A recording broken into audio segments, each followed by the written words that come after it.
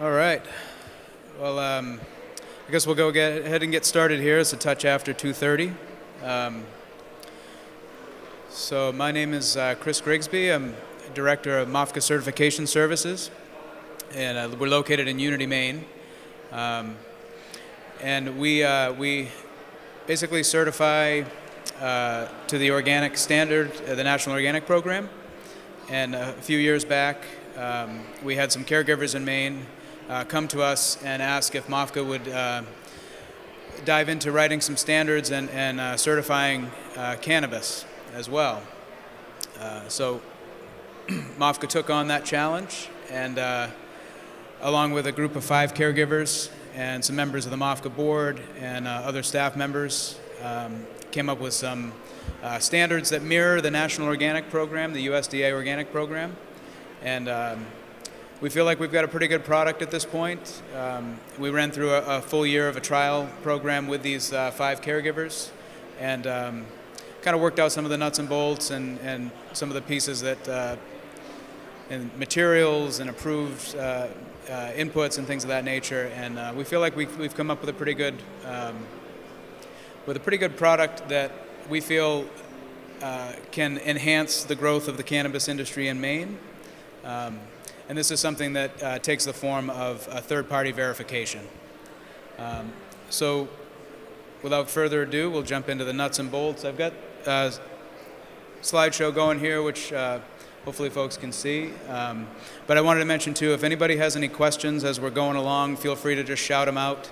Otherwise, I guess we can wait until the end if there are some questions as well. But feel free to throw a question out there if it's pertinent to the subject. So again, the nuts and bolts, in this situation, the standards were written to mirror the National Organic Program standards of the USDA. Because cannabis is federally illegal, we cannot certify to the organic standard and call the cannabis that we certify organic. So we classify it as certified clean. So it's similar to what there's a group in California, Certified Clean Green as well, so kind of along those same lines. But essentially the NOP standards and our cannabis standards sort of mirror each other in regards to the requirements and what's expected, approved materials, those types of things. So as far as from the statutory level, so all state and federal statutory obligations need to be met in order for an operation to be certified clean by MOFGA as well. The types of cultivation, indoor, outdoor, and that it can include greenhouse or nursery production as well. We do not certify any hydroponic production. Sort of philosophically, MOFGA, the Maine Organic Farmers and Gardeners Association, has sort of been doing their thing for 40-something years and have always believed in soil-grown production. So we sort of stick with that. We do certify container growing, so some kind of a soil-based medium in a container is acceptable as well. So as far as seeds, planting stock, cuttings, those types of things, we have to make sure that there's a record of origin and that record can be traced all the way through from seed to sale. As far as cuttings, we allow cuttings to be grown in a non-soil-based medium for up to 3 weeks, and then we're looking for those cuttings to be transferred into some kind of a soil medium at that point. The planting, the cloning materials, the rooting materials. There are a lot of materials out there that aren't kosher for organic. They're growth hormones that are put into those things and that kind of thing. So we've got a few that we have on our approved list. But we also are working with some of the certified growers now to figure out kind of what best suits their particular operation and things of that nature. But we're really trying to steer clear of any rooting hormones or any of those other pieces within the cutting system.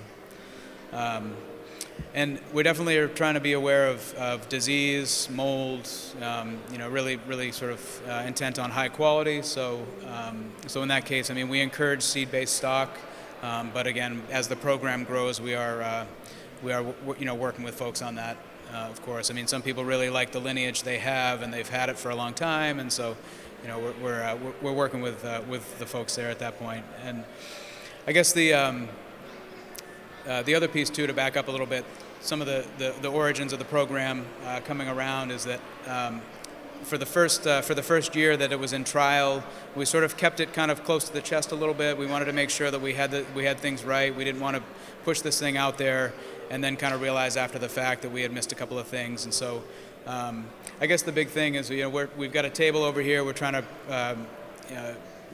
put out information about the process, but essentially this is a full-on program at this point. Anybody in the state of Maine can participate.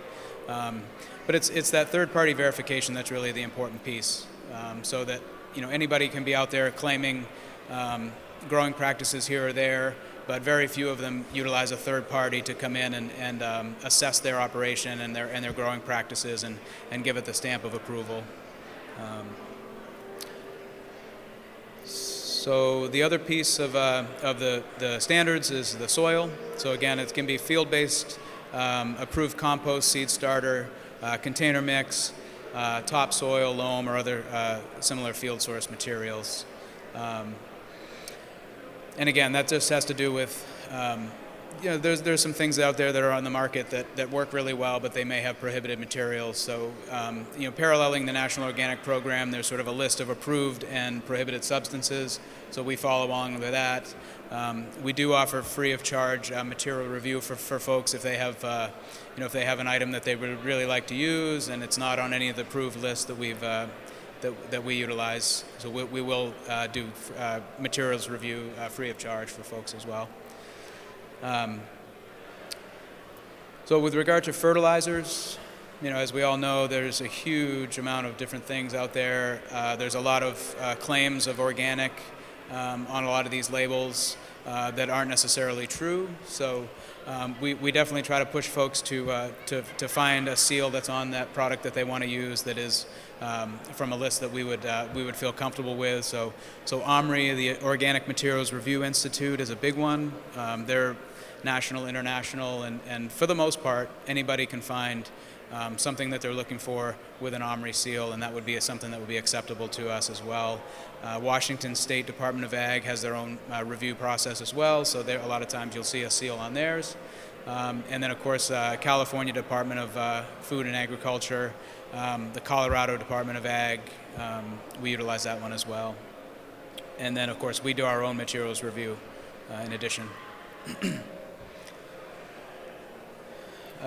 So fertilizers, soil fertility, and again, so part of the process that we go through when a caregiver or grower wants to become certified is we basically embark with them together on an application process that essentially yields a cultivation plan or a system plan.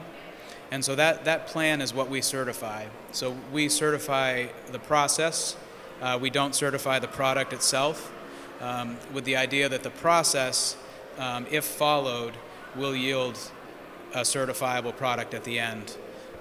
And so we work with folks to make sure that they're aware that if there's any change to that system plan, then they need to notify us. We need to work together to make sure that that's an approved change that would be acceptable to us moving forward. So some of the soil fertility pieces that we like to see folks using, again, is feeding the soil and not the plant. So thinking about the amount of nutrients and energy that you're taking out of that soil or soil-based medium, you want to be able to put that back into that soil for the next time you utilize that and that kind of thing. So some of the examples would be, earthworm castings, back guano, kelp meal, fish emulsions, those types of things. With regard to pest and disease control, so that's another big one, right? I mean, that's something that everybody's trying to watch out for, and it's a bummer, when those aphids come flying in, or spider mites and that sort of thing. And there's any number of products out there in the market that one could use, but only a very small amount of them would be approved for use in our certified clean program or approved for organic use.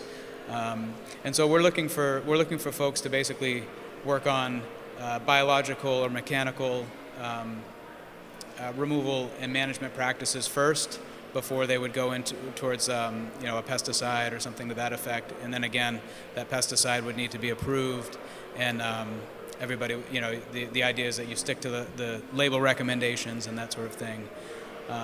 So some of those things can have to do with your design of your facility, sanitation protocols, optimal growing conditions, and then integrated pest management. Ladybugs love aphids.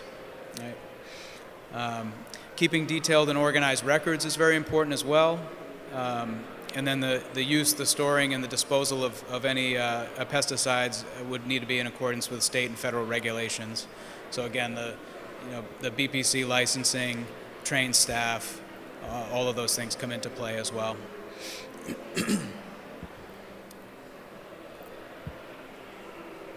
Yeah, so that gets a little bit more into the. Basically, we're looking for all of these things to be followed as far as the pesticide requirements. And the other part of our process is that we have paperwork, application, system plan, cultivation plan, all of these types of things come into play. And then when we feel comfortable that all of those pieces have been met, then we perform an on-site verification inspection. And so that's done on an annual basis. And what that allows us to do is it allows us to take your plan on paper and gives us a chance to go and verify that in person and see that in fact you are following what you say you're following in your system plan. One of those would be the pesticide applications rate, logging of that information. So essentially, the burden of proof for these organic or clean marketing claims is on the producer, and so we enter into the partnership to make sure that that there's a verification of the basically you're doing what you're saying you're doing. That burden of proof is on you, and so a lot of times that has to do with record keeping and making sure that the system plan is being followed. So as far as harvest and post-harvest handling, so we require clean, tidy, dry work areas, proper separation, maintaining humidity controls, moisture controls to prevent mold. Cannabis must be protected from other potential contaminants.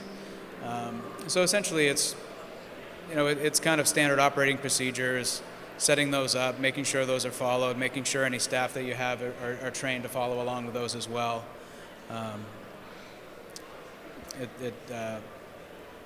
There's that. So as far as processed products, so as we've seen here today, a lot of the vendors out there, the exhibitors, there's a whole lot of different processed products out there on the market. So this is something that we just developed standards for this past year. And we have a couple of folks that we're trialing this process to make sure that we've got everything covered. But we definitely feel like this is an area that I think can be really good for the market. So, obviously if somebody gets certified for raw cannabis, that's one ingredient in some of these processed products, whether it's a salve or some kind of an edible or something to that effect, or an oil, tincture.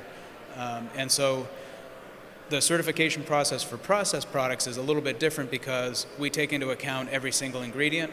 We take into account the process or the method for that extraction or for the way that product is produced, to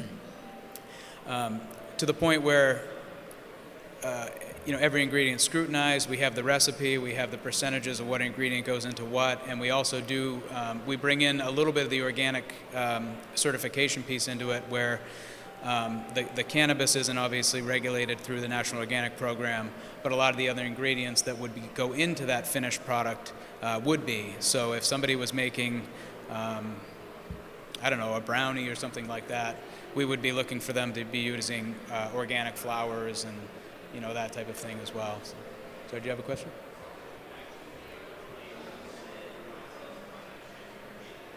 Not as organic.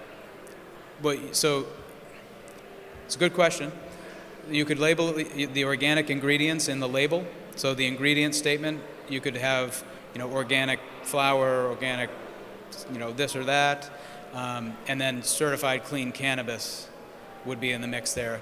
And the labeling piece is really an important part there because, that's the end user, that's the consumer-facing label, and that's, I think, where those important pieces come in. So you couldn't call something 100% organic with the cannabis in it, but what's that? You could say that, and you could also use what we refer to as the made with claim. So on the front of it, you could say, made with organic ingredients, made with certified clean cannabis, that kind of thing. So I think we've got some work there, but if there is the ability to use the word organic in some of these processed products, and so we're hoping that can be something that can be really a big, can open the door for a lot of folks who are doing it already. There's a lot of products on the market already, but again, it's that third-party verification that somebody's gone in, verified the process, made sure that everything's good, facility all the way through to that finished product to the store shelf. And the way we do that with our processed products is that anybody who would want to certify with us, our folks who are currently certified, they can add on what we call a scope. So it's an additional scope. So if somebody is growing cannabis, they can be certified for the cannabis themselves, but then if they wanted to add these processed products into their certificate, they could do that as well. So just to clarify too, minimal modification is not considered a process. So curing, drying, dehydrating, cleaning, trimming, bagging, all of those things are we consider that just part of the normal process of getting the raw product to a finished packaged state. And then the extraction piece too is interesting because we also want to make sure that there are a few extraction methods out there that aren't necessarily agreeable. The butane extraction, for example. So in our standards we do list that we allow the ice and water, carbon dioxide, alcohol, solvents, organics, oils, and glycerins as well. So mirroring the national organic standards, there's no permittance of genetically engineered ingredients, any ingredients made with sewage sludge, any ingredients treated with ionizing radiation, and then any volatile synthetic solvents are also not allowed in any production. So some of the other requirements that are included, so the facility approval, including pest controls, sanitation protocols, state and federal licensing, commercial kitchens, that type of thing. A plan to separate things for commingling and contamination, ingredient verification, packaging and labeling, and then record keeping, which is the big one. So the record keeping piece is important because, again, when we come around and do our on-site inspections, that inspector will say, okay, let's take a look at your records. And we're looking for those records to basically be traceable from seed to sale and all the parts in between. Record keeping can be, we have folks that keep records on wall calendars. We have folks that keep records in these super elaborate spreadsheets. Right? It can be all the whole gamut. The record keeping system is totally up to the producer. Whatever works for them, basically the requirement that we're looking for is that the record keeping needs to show compliance to the standards. And so if we can get that through records on the back of a napkin, that works too. Facebook posts, any type of thing that we can sort of match, process to date, rate, those types of things, perfectly acceptable.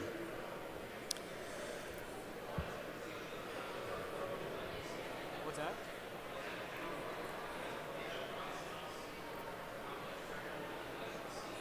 Yeah, that's a great question. So the question was, a new applicant coming in, what would we like to see for sort of previous record keeping? So the answer is as much as you got, and then we would basically work with you to essentially move it forward and say, so essentially what we do when we certify an operation is we put together the certificate, but then it also, an accompanying letter goes out with that, and that letter has basically, okay, congratulations, you're certified. These are the following conditions for certification. And so the conditions for certification would probably say something like, we really, great record keeping on this part here, but we really need to see you starting to apply a lot code to each plant or something to that effect. We work with folks as they come in through applicants. Some of those things are required but previous, but a lot of times we can work with folks as far as getting them where they need to be for verification. So next piece is labeling, which is a super important piece because this is the part that the end consumer, the customer is the patient is seeing. So super important to make sure that we've got that accurate and make sure that it's not producing. We don't want false claims out there for the most part.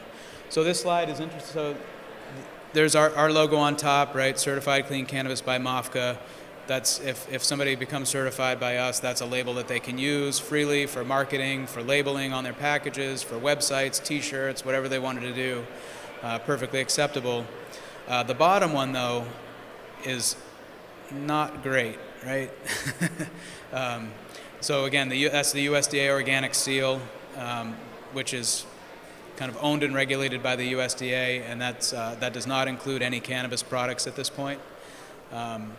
So that's sort of that slippery slope of the marketing claim being like, yeah, I'm organic, 100% organic, this and that.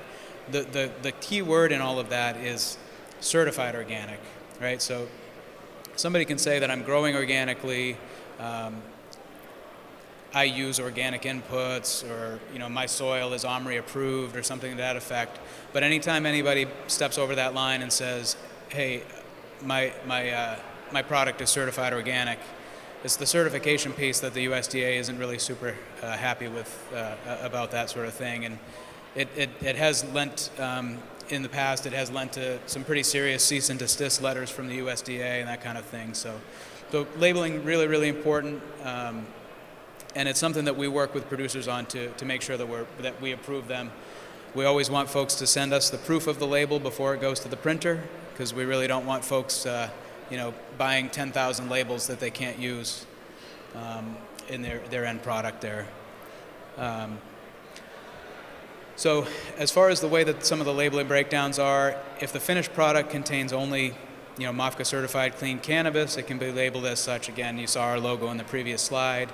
If the finished product is multi-ingredient and not MC3 certified, the label must indicate that only the cannabis is MOFGA certified at that point. So it's really trying to make that designation being as truthful as you possibly can be in that label, so that there isn't confusion for the patient or the end user. So at the minimum, labels must include, per our standards, the following information: the cultivation or processing operations name, the identity of the contents, net weight of the contents, the MOFGA certified clean cannabis number, and the lot code. And that MOFGA number is specific to every single operation we certify has a unique certification number, and so that's something that we would want to see on that end label. And again, that label can be anything you want. It can be flashy, super excellent, nice high-res glossy. It can be a piece of duct tape and a magic marker, or, Sharpie written on there, but the contents of the label is the most important piece. So that's sort of what we're looking for at the minimum. There are a lot of folks who do more than that. They're putting variety, they're putting cannabinoid profiles. I mean, that's all great. We're just saying at the minimum, we're looking for these things to be on there.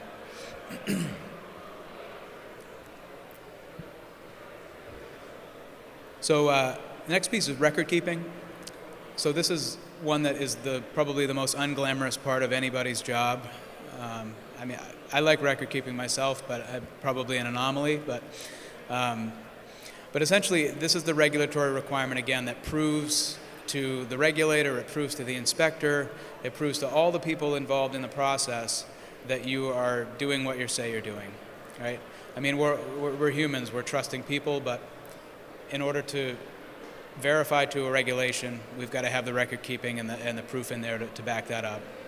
And the reason for that is we're looking for the ability to do a mass balance. We're looking for the ability to do a traceback audit, both of your seed to finished product, but also for the material inputs that you're putting into the soil. We want to make sure that there isn't too much or too little going on there. Production logs, receipts for inputs. All of these things are part of the record-keeping process. We're really hoping for folks to be producing high-quality cannabis through our program, and so we definitely want folks to be kind of taking a really good look at any mold issues, so culls and seconds, anything like that. We want to make sure that's recorded.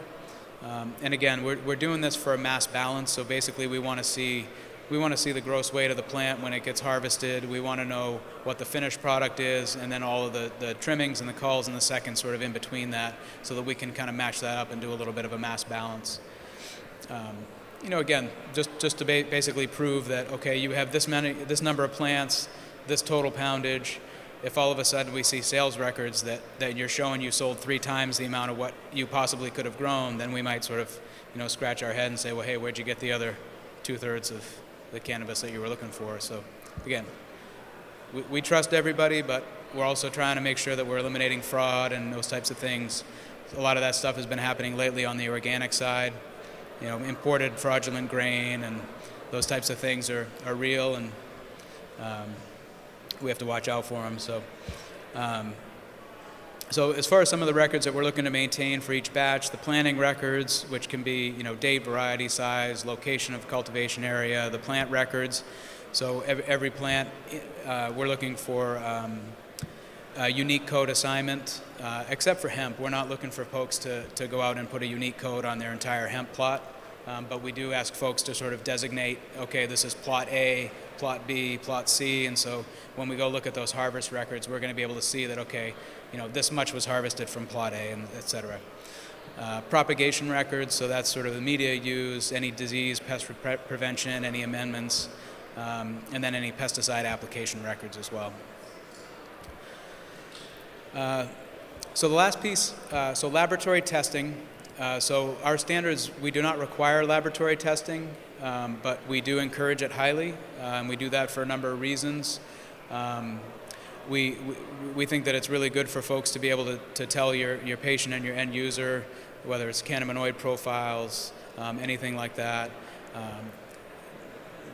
The labs that are sort of coming in and working within the state now have sort of they've got more robust capabilities than they have in the past.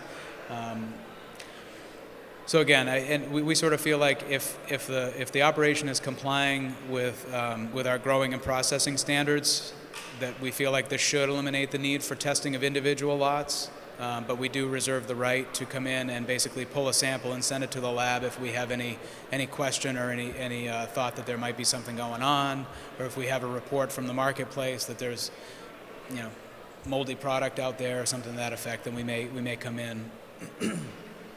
And then we do ask folks that if they do testing to send us a copy so that we can have it on file, or at least to have it available for inspections, so that we can kind of take a look at that and verify that as well.